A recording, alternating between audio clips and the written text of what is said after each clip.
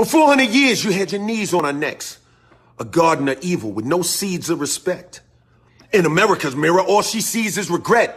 Instead of letting blood live, they begging for bloodlet. Revenge is a dish that's served on platelets. Transfusion of confusion, abusing our intellect. I can't be bought with a $1,200 check, even though $1,200 can make a meal stretch. My mama wasn't rich, but she earned my respect. She made a little bit of money for a lot of blood, tears, and sweat. Jumping up and down on police cars, I'm vexed. After Chauvin killed George Floyd, we got next. Molotov cocktails, anarchy on the set. The rich took the loot, so now we loot shit. Feeling like a caged tiger that's whipped to do tricks. That's why I started fires and yelled and threw bricks. They tried to run me over and arrest me and shit. Tase pepper spray and engage with the kid. They ran up in the state house with them AKs quick. But let a nigga try and do that white boy shit. Won't be no rubber bullets ricocheting off ribs. But the white supremacists go in the cops' face and spit. Try to barbecue? Becky call the cops on the kid. Hoping and praying it'd be some Emmett Till shit. Sandra wasn't bland, they hated Mike cause he brown. Trayvon should have had an Aston Martin riding around. Amadou Diallo, it's way too many to follow. Vato, how much of my pride I gotta swallow? God only knows how deep this plan goes. I was dealing with this shit as a teen in Kangos. Harassed by cops, word to my ancestors' souls. And watching that man die slow left a hole. He cried for his mama as the murder unfold. If it wasn't for them phones, Chauvin would be at home. Feeling justified because of George's skin tone. I'm telling it to those with melanin, you're not alone. The new Malcolm, Martin, and Marcuses are now grown. America's a graveyard full of black men's bones. And I ain't got to tell you that Breonna Taylor got slayed in her own home. Had they lived, Sean could have rocked bells. Eric could have garnered attention. Beyond the t-shirts and obituary mentions. Oscar could have been counting grants. Tamir could have went to Rice. They owed them cops nothing, but all of them paid the price. So yeah, you right. We should protect our Second Amendment rights. Cause in a second, a dirty cop could kick the door in at night.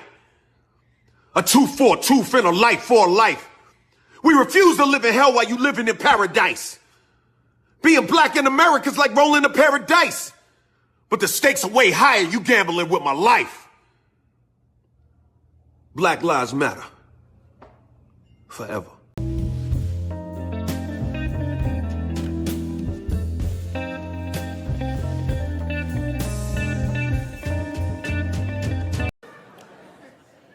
You know, I'm going to give you a history lesson, because I'm sure this wasn't on your entry exam. But every naturalized American has heard something about what I'm about to tell you. The picture is the early 50s in the United States. This 14-year-old boy goes down from Chicago to Mississippi to meet his extended family for the first time. He'd never been to Mississippi. And before he went, his mother said to him, very pointedly, she said, if a white man looks you in your eyes in Mississippi, look away. And I don't know what you know about black people from Chicago, but they're not a scared people.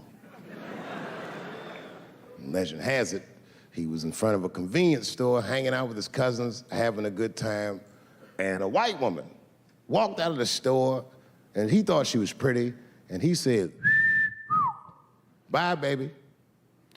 Not realizing that he had just made a fatal mistake. 4 days later, a group of adult white men burst into this family's home and snatched a 14-year-old boy out of bed in front of his family that was powerless to stop them, and he was never seen alive again. His name was Emmett Till. They found his body maybe a few days later. It was in a creek, tied to a wheel so it would sink, horribly beaten and bloated. Hideous. And lucky for everybody in America, his mother was a fucking gangster. She was.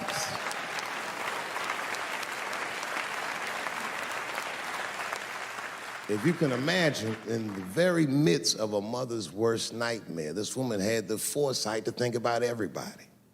She said, leave my son's casket open. She said, the world needs to see what they did to my baby.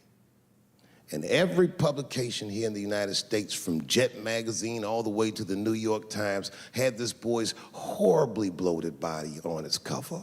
And if our civil rights movement was a car, this boy's dead body was premium gas. This was a very definitive moment in American history where every thinking and feeling person was like, ugh, we gotta do better than this.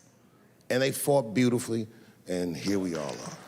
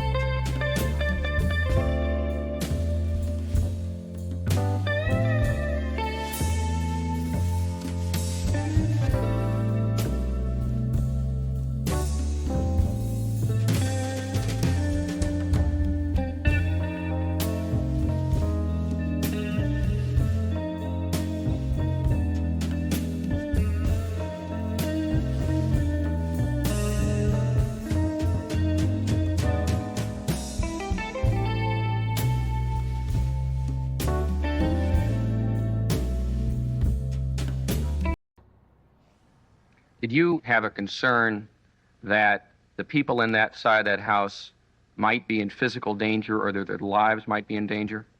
Concern? We knew it. Excuse me, you had 200 boot-kicking, Gestapo-oriented cops out there that day. You had that day a police officer by the name of Mulvihill, who was in the 1978 tragedy, who was in fact one of the officers who stomped and kicked and beat and bludgeoned and shot and helmeted and kicked some more my brother, Delbert Africa. So as I understand your testimony, you were concerned that there may be physical harm to the people inside that house. Is that correct? Would you turn up your hearing aid, please? I can hear you fine, Mrs. James. Well, My then question if you is... can hear me fine, if you don't have a hearing aid, I suggest you get one. Well, because... Excuse me. Yes, ma'am? To ask me, and well, were we concerned, is complete insanity.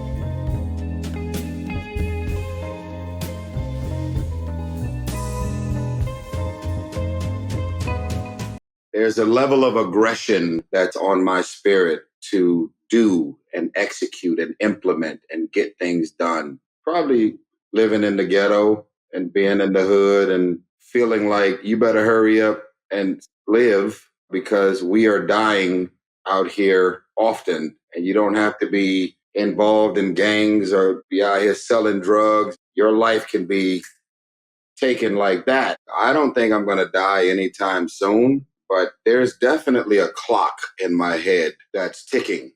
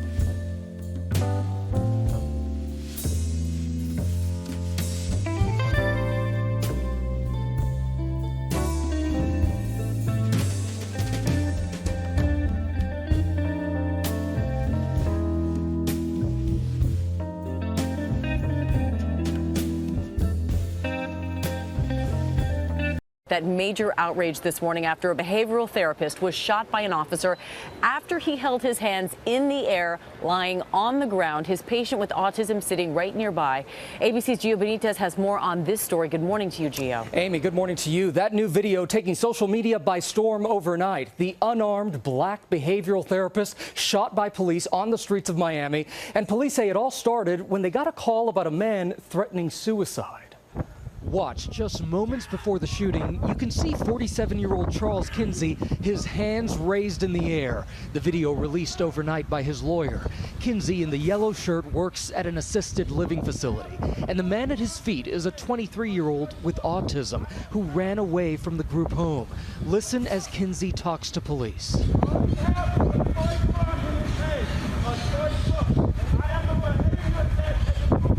Kinsey even tries to calm the young man with autism.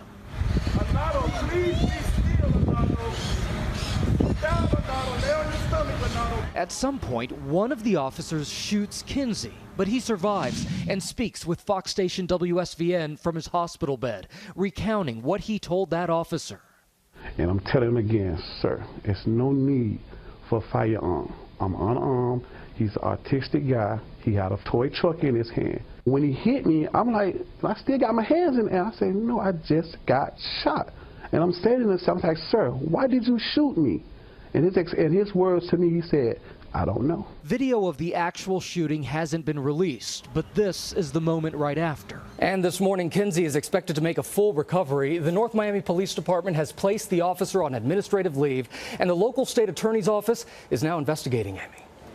Gio, this is so hard for people to get their heads around after all that has happened. Have the police there admitted that now they know this was a therapist and his patient? Where does this investigation go? Yeah, absolutely. They acknowledge he's an ALF employee. They acknowledge the other one is a young man with autism. And that's why, Amy, this is going to be a very serious investigation. A lot of people asking, how could this happen?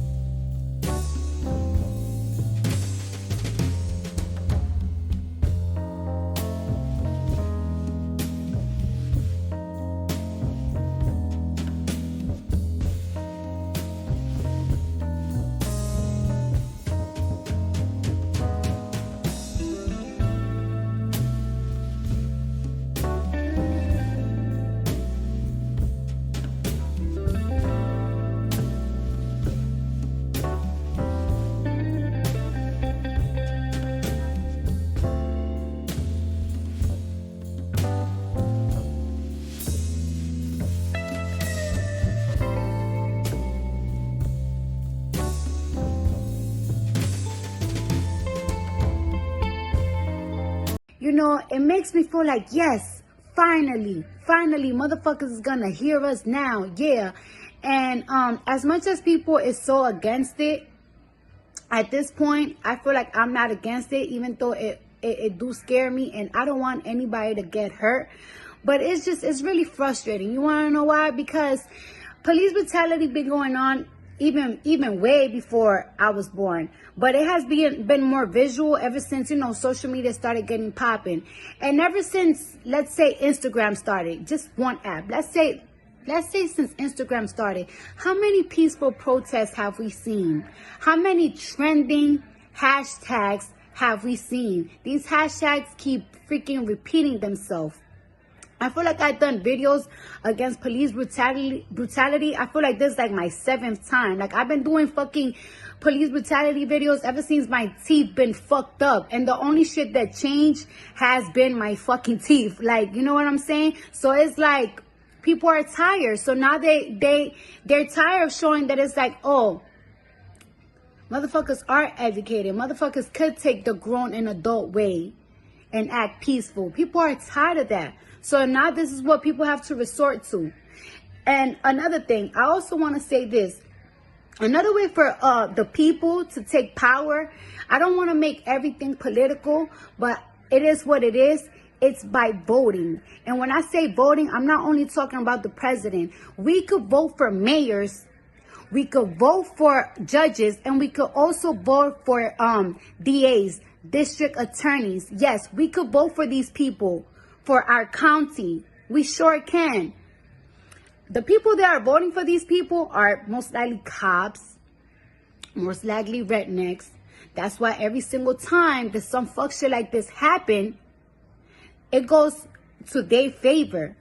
Because these people have the powers, DAs, these judges, these attorneys, they have the power to prosecute these cops when they do fuck shit like this. That's why we have to vote. We have to be aware when these elections are going on. We have to be aware and inform ourselves of these people that are in power. That you think because they're not a senator, or they're not a governor, or they're not a president, they don't have no power, but they have power where you live at. And that's a fact. My name is Cardi B, and I'm going to bed. Good night.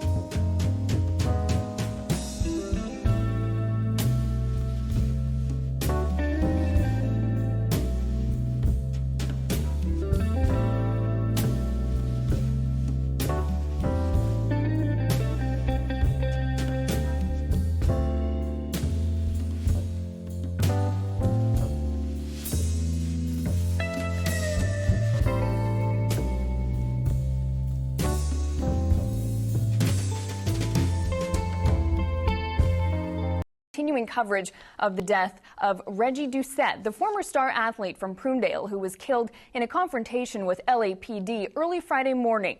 New details have emerged about the circumstances surrounding his death. Action News reporter Stephanie Trong has tonight's update. Just one day before he was killed, 25-year-old Reggie Doucette posted this YouTube video. I live for this. I could be dead right now, and I'm still doing what I'm doing. So, W Hotel, Hugh Hefner, Playboy, whoever wants to do this, let's do this. The former North Monterey County High track and football star went partying later that day. Around 3 in the morning Friday, LA police officers responded to a call of him arguing with the cab driver. When they got there, they say Doucette was naked and yelling. After chasing him, the latest report alleges that Doucette repeatedly punched both officers in the face and head, even trying to grab one of their guns. That's when one officer with 17 months of experience at the LAPD shot him twice. Doucette died at the hospital. His neighbor and former agent, Chris Ellison, had this to say to the LA Times. What bothers me is that if he was naked, they knew for a fact that he didn't have any weapons on him. Were the police really getting whooped that bad that they needed to shoot him twice? Ellison continued to express his surprise, saying, maybe he was belligerent, I don't know, but I have never seen him drunk. Never. Violent? Never. News of the deadly shooting also shocked Doucette's former track coach and teacher, who says he last saw Doucette the day after Thanksgiving. A good role model, good practice player, but he was a uniter, you know, and he was a glue that kept a team together. The 25-year-old who grew up in Prunedale reportedly leaves behind a young daughter. Stephanie Trong, KSBW, Action News 8.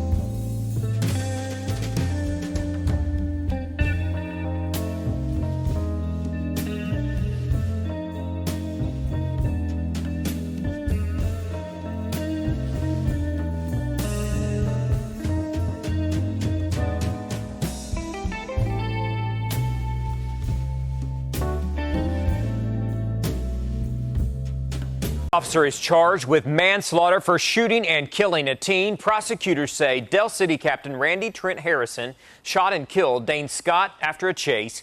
KOCO's Michael Sutton has breaking details right now. Michael? Paul, take a look right here. You can see pictures and flowers mark the spot of this fatal shooting. Now, tonight we know 4 shots were fired, 3 missed, but it was that 4th shot that killed Dane Scott Jr. The view from Sky 5 shows a chaotic scene minutes after the chase and shooting. Now we know what happened in the minutes leading up to it. According to prosecutors, Captain Randy Trent Harrison was able to take a handgun from Scott. Scott started running, and that's when Captain Harrison fired 2 shots from his weapon, but neither struck Scott. A 3rd shot also missed Scott, but investigators say it was a 4th shot that struck Dane Scott in the back, causing his death. Investigators say Dane Scott was unarmed and was not posing a threat of death or great bodily harm to officers or any other person.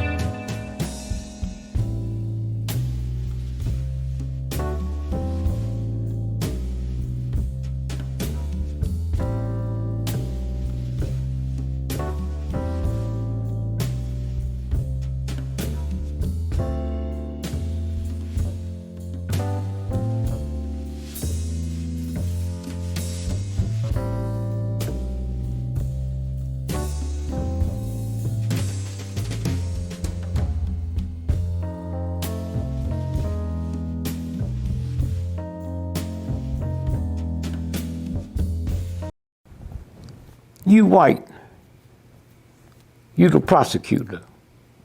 You got to get elected. Huh? That county you live in, ain't no black folks in that county.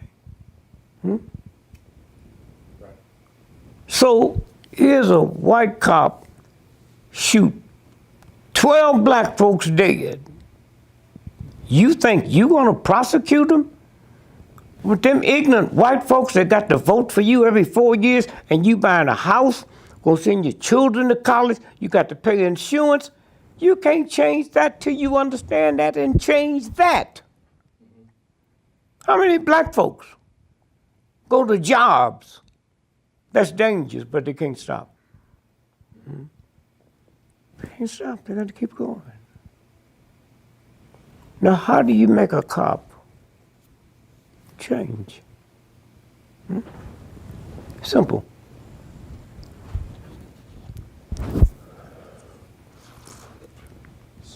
You pass legislation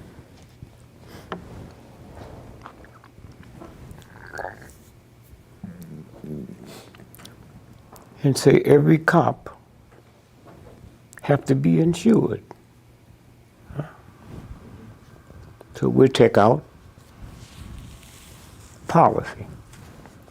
Everybody carry a gun, have to be insured.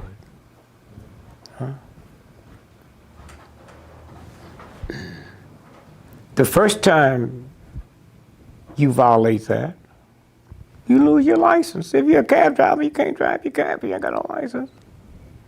Now, do you hate niggas more than you like feeding your family? Then your behavior changes. Make you like me, make you have to be careful about the people you do like. And every cop, their children should go to school for free. You got to give them something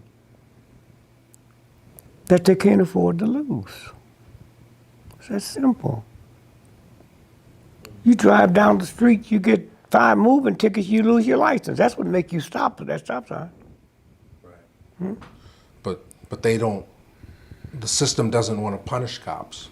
I didn't say that. I didn't ask you the question. I didn't say, did they? I said, here's how you do it. You telling me they don't want, huh? I'm leading into something else. No, I don't want you to lead into something else. Okay. Because my ignorant grandmother, you have to tell me they don't want to punish cops like I don't know that. Before your ass was born, I knew that. I said, give them something to lose. Do you hate me, motherfucker, more than you love your children? Huh?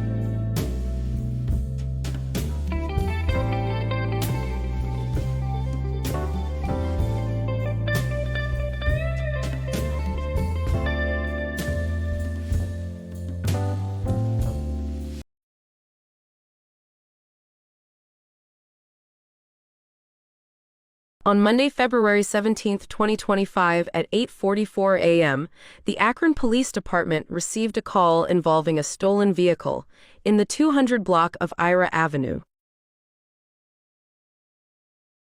Body-worn cameras do not provide a 360-degree or three-dimensional view. Akron Police and Fire, Tech 170. Yes. Hello. I'm sorry. Yes. Well, not a long story, but I did a report of thefts. Okay. What's the address where you need police? Ira Avenue, Akron, Ohio, 44301. What is your name? What is your phone number? 330. What was stolen? My car. Well, my son, he has a mental problem, and he stole all my credit cards about the 14th of February, last Friday, and he disappeared until now. He just come here home here. Well, he's been staying with me about a week, but he actually live in Cincinnati with his mom. Okay. And so he just came here. It's the first time seeing him. He took my credit cards and ran off last Friday. He just come in here half an hour ago. And I don't know, he's in some kind of stage. But I tried to talk to him. And I didn't have my clothes on, so I went in the bedroom and put the clothes on. While I went in the bedroom and put the clothes on, he ran there and got my keys to my car and took off. How long ago did he do that? 15 minutes. What kind of car? It's a 2020 Camry Toyota. It's actually pearl, but it looks white. Do you happen to know the plate? The license plate, it's a vanity plate, and it's LENBOY. L as in Lincoln, E as in Edward, N as in Nancy, BOY? Yes, Lynn Boy. All right. Any idea of where he's headed? No. He just come in here, and I was in the bed. I got up, and I asked him, where you been? And he said, Columbus. And I said, Columbus, why you go to Columbus? And he said, casino, which all of a sudden he ain't no casino person, really. And then I looked out the window and asked him, well, where's your car at? He said, it's in Columbus. I said, well, you done rented a car? He got a black Toyota, look like a little Toyota. I can't think the name of it now. Black, it's parked out here in front of the house. And I said, you rented that car? And he said, yeah. I said, well, where's your car? In Columbus, he said. And I said, you rented that car, you rented with my credit cards on it? He said, yeah. So I stopped to talk to him, went in the bedroom, put on my pajamas. And while I was in there doing that, I heard the door shut. I got my gentleman come out, and he was driving. I had my car blocked in the driveway with my van. So, but he's able to back up and cut across the yard. Well, I'm going to get police out to you as soon as possible, okay? Okay. Thank you, sir. Thank you. Bye-bye. Drop the fucking gun! Get down on the fucking ground! All right, he's got a gun in his hand. He's right in front of the house.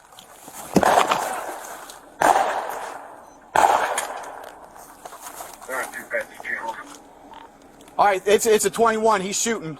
He's going to be taking off running. He just took 3 more shots at us. He's on foot. Brown leather jacket, hands in. You got a rifle? You got a rifle? No. He's running eastbound. Oh, no, Ira. All right, stay.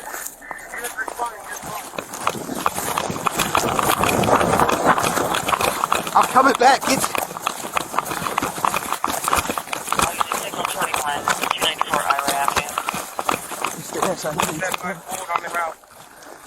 Hey, anybody with a rifle, get up here. Rifle, get up here. Drop the gun, buddy. Drop the gun, buddy.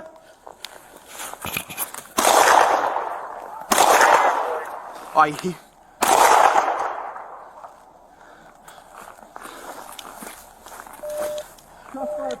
Police shots moving. He's down. Still signal 21. He's down. Right in front of the cruiser. Go around that way. I would go far. Get in this. Let's just move this. Or I'll get in. I would go around, come at him. Get behind the car.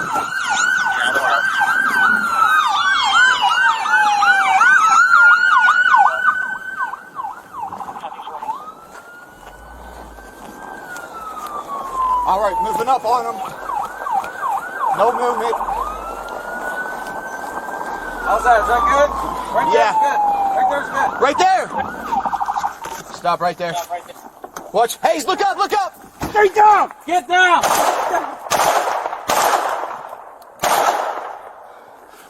Drop the fucking gun. Drop the gun. Hold the chair. Drop the gun. Drop the gun. Hands. Charge your hands. Now. Put your hands up. Put your hands up. Hands up. Hands up. Put your fucking. He still has the fucking gun. Still in his hand. Drop the gun. Start EMS. He's still moving. Still moving. Still armed. Still armed. Start EMS. Watch your left hand. Still looks like a gun's his left hand. EMS around. Drop the fucking gun. Get a shield up here now. Watch the crossfire. This is for EMS approach. Hey, sir, back up. Get back inside. Back inside. Back inside. Yeah, he just shot at us. Get back inside. Go back inside. We'll be with you when we can, sir. You want to just move up on it? I got him glove up.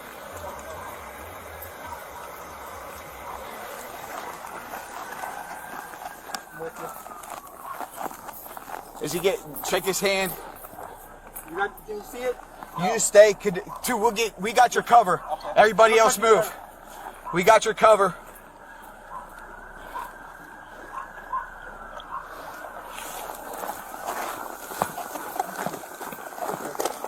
Leave it. Okay, just drag him Just away. pull him away. Him away from it.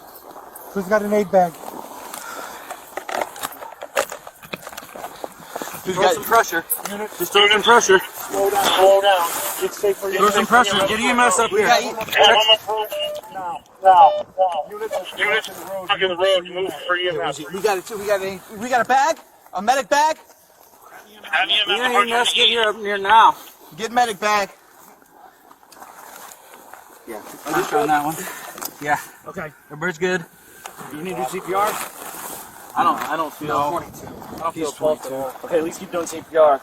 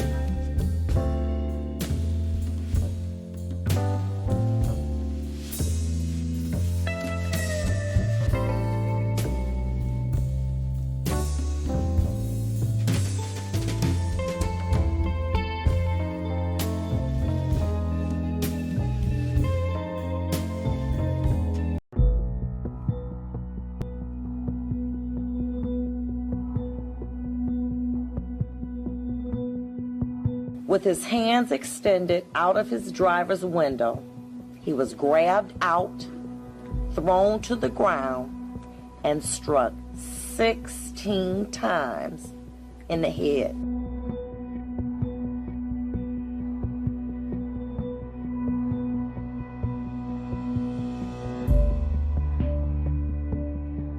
I would have thought this: what crime did I commit?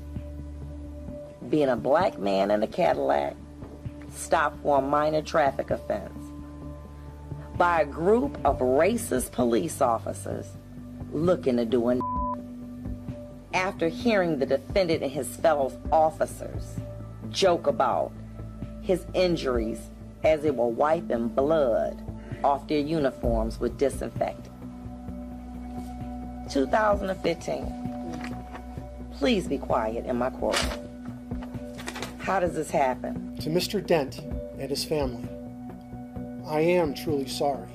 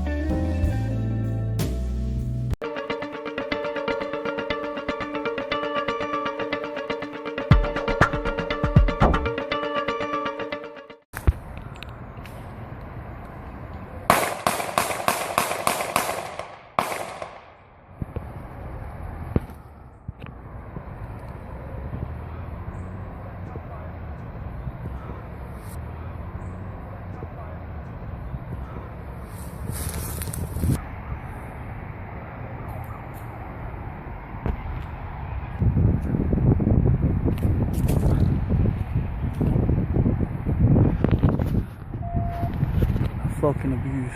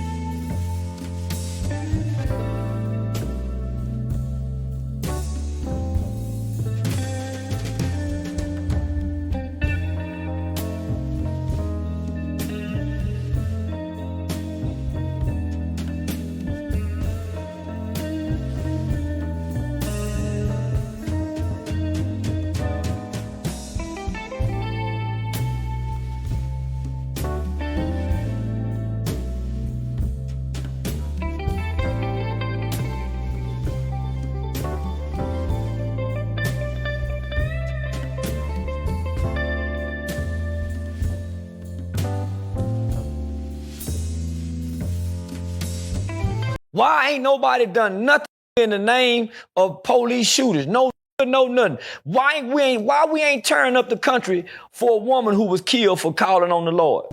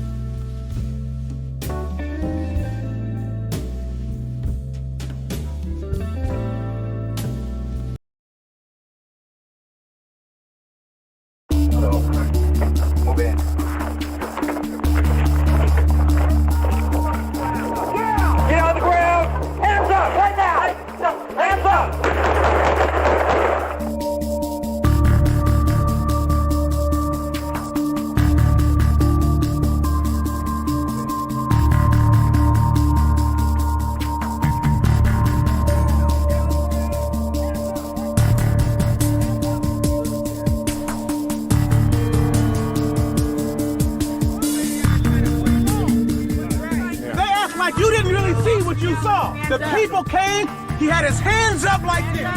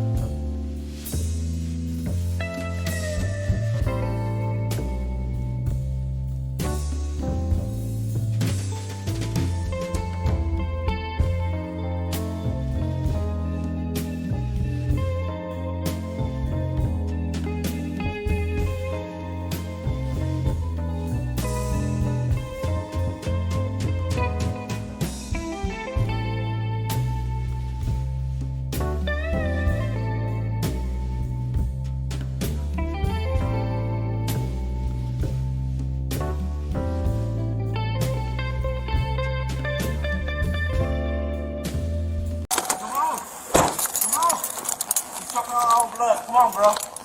Come on. Who's all in the house? Huh? Who's all in the house? It's me.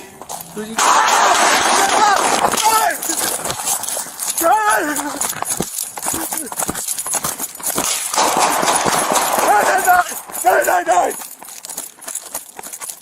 I've been shot. No.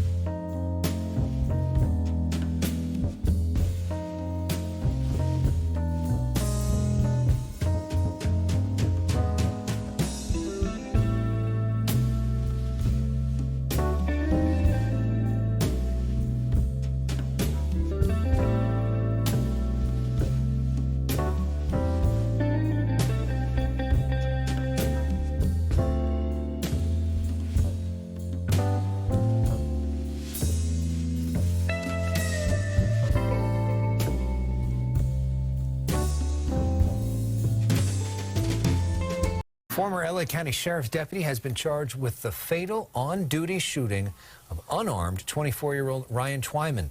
Twyman, who was under investigation, was sitting in a car in Willowbrook in June of 2019 when officers walked up, opened up the back door, The LA County DA's office says 37-year-old Andrew Lyons is set to be arraigned on one felony count of voluntary manslaughter and 2 counts of assault with a semi-automatic firearm. Lyons is accused of getting his rifle and shooting into the car.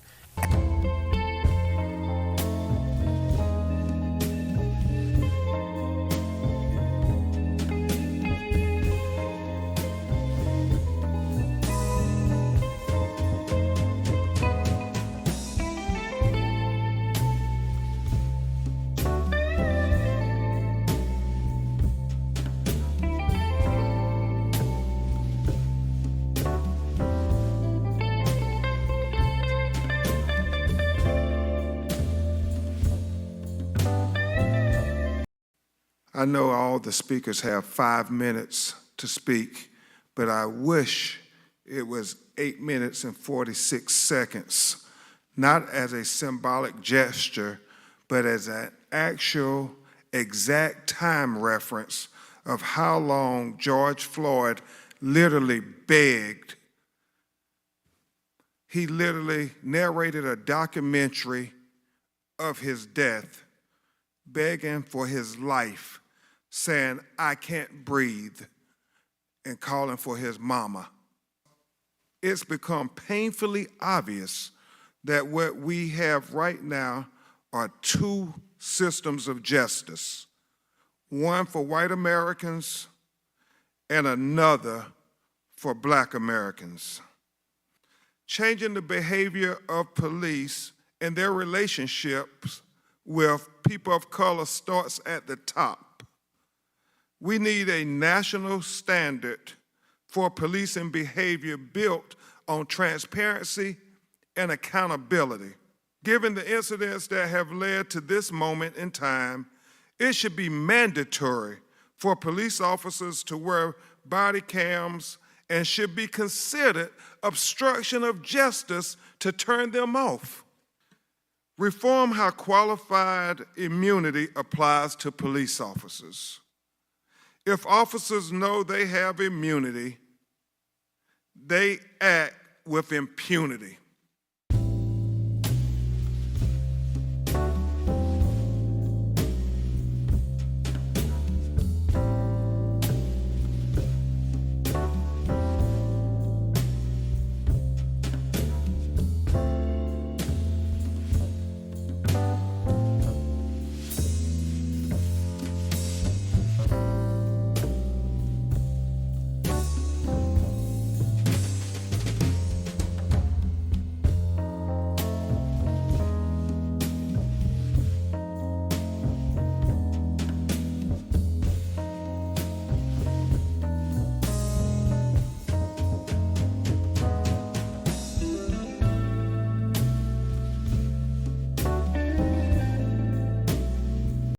A 26-year-old man is pulled over for having the wrong license plate on his car. Things quickly escalate.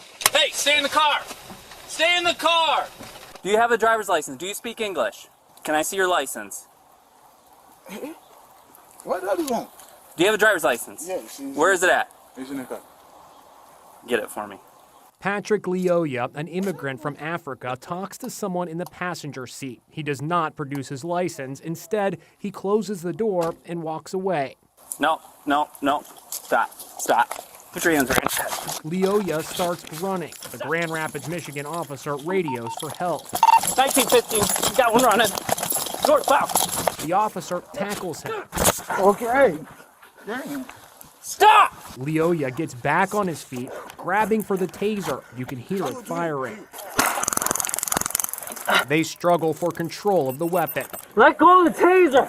Drop the taser! And it's at this point in the tape you can see the officer reach for his firearm. He shoots Lioya in the back of the head, killing him. You see a police officer escalate a minor traffic stop into a deadly execution. The killing is leading to a chorus of outrage in Grand Rapids. What do we want? Justice! When do we want it? Now! And on the airways, some experts say they are troubled at what the video shows.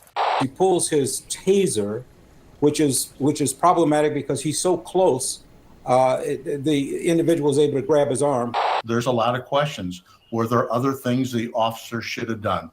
It's a tragic death for a traffic stop. We spoke to retired LA Police Sergeant Cheryl Dorsey. We see the officer draw his weapon, and that's the last thing that you want to do when you're on the ground grappling with someone, because you could have an accidental discharge. You could wind up with a situation where now you've shot someone in the head.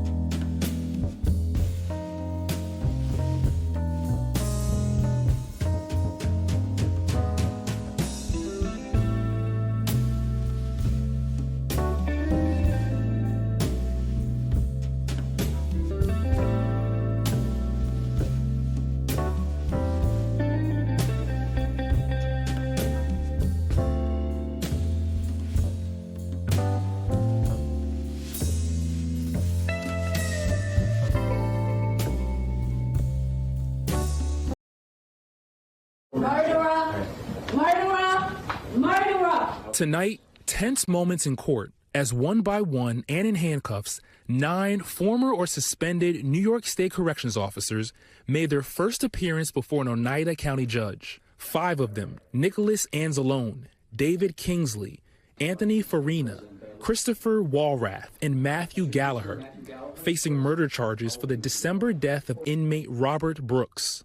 Redacted body camera video from that day shows the group of officers repeatedly kicking and punching Brooks in the legs and chest and trying to jam an object down his throat.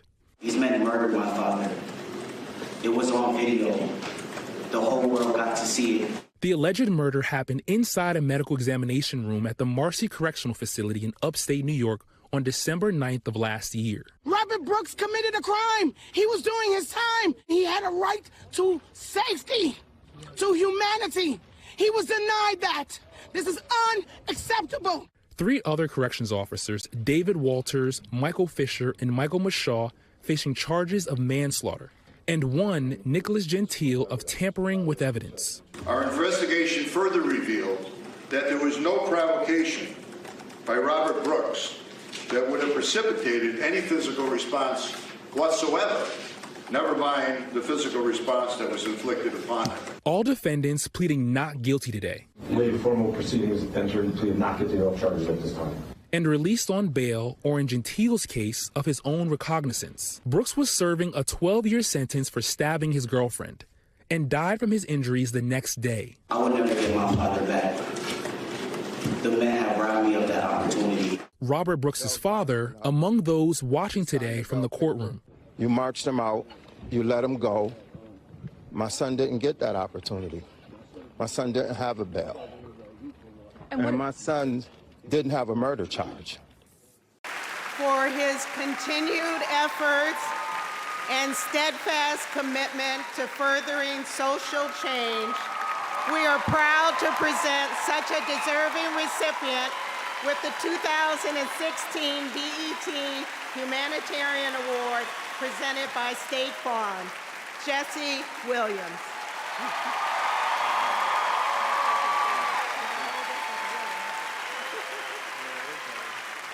Peace, peace. Thank you, Deborah. Thank you, BET. Thank you, Nate Parker, Harry, and Debbie Allen for participating in that. Before we get into it, I just want to say, I brought my parents out tonight. I just want to thank them for being here, for teaching me to focus on comprehension over career, that they make sure I learn what the schools were afraid to teach us, and also to thank my amazing wife for changing my life. Now, this award, this is not for me. This is for the real organizers all over the country, the activists, the civil rights attorneys, the struggling parents, the families, the teachers, the students that are realizing that a system built to divide and impoverish and destroy us cannot stand if we do. All right? It's kind of basic mathematics. The more we learn about who we are and how we got here, the more we will mobilize. Now, this is also in particular for the black women, in particular, who have spent their lifetimes dedicated to nurturing everyone before themselves. We can and will do better for you. Now, what we've been doing is looking at the data, and we know that police somehow manage to de-escalate, disarm, and not kill white people every day. So what's going to happen is we are going to have equal rights and justice in our own country, or we will restructure their function and ours.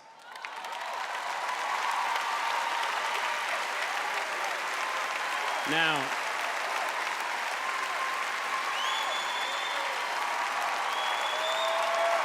I got more, y'all. Yesterday would have been young Tamir Rice's 14th birthday. So I don't want to hear any more about how far we've come when paid public servants can pull a drive-by on a 12-year-old playing alone in a park in broad daylight, killing him on television, and then going home to make a sandwich. Tell Rakia Boyd how it's so much better to live in 2012 than it is to live in 1612 or 1712. Tell that to Eric Garner. Tell that to Sandra Bland. Tell that to Dorian Hunt. Now, the thing is, though, all of us in here getting money, that alone isn't going to stop this. All right?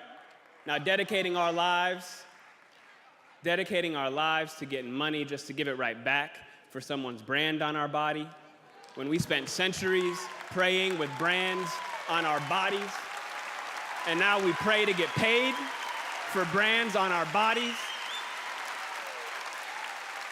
There has been no war that we have not fought and died on the front lines of. There has been no job we haven't done. There's no tax they haven't levied against us, and we've paid all of them. But freedom is somehow always conditional here. You're free, they keep telling us. But she would have been alive if she hadn't acted so free. Now, freedom is always coming in the hereafter. But you know what, though? The hereafter is a hustle. We want it now. And let's get a couple things straight. Just a little side note. The burden of the brutalized is not to comfort the bystander. That's not our job, all right? Stop with all that. If you have a critique for the resistance, for our resistance, then you better have an established record of critique of our oppression.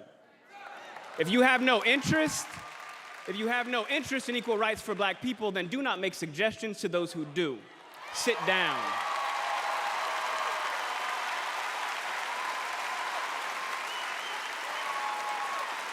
We've been floating this country on credit for centuries, yo. And we're done watching and waiting while this invention called whiteness uses and abuses us, burying black people out of sight and out of mind while extracting our culture, our dollars, our entertainment like oil, black gold, ghettoizing and demeaning our creations, then stealing them, gentrifying our genius, and then trying us on like costumes before discarding our bodies like rinds of strange fruit. The thing is that just because we're magic doesn't mean we're not real. Thank you.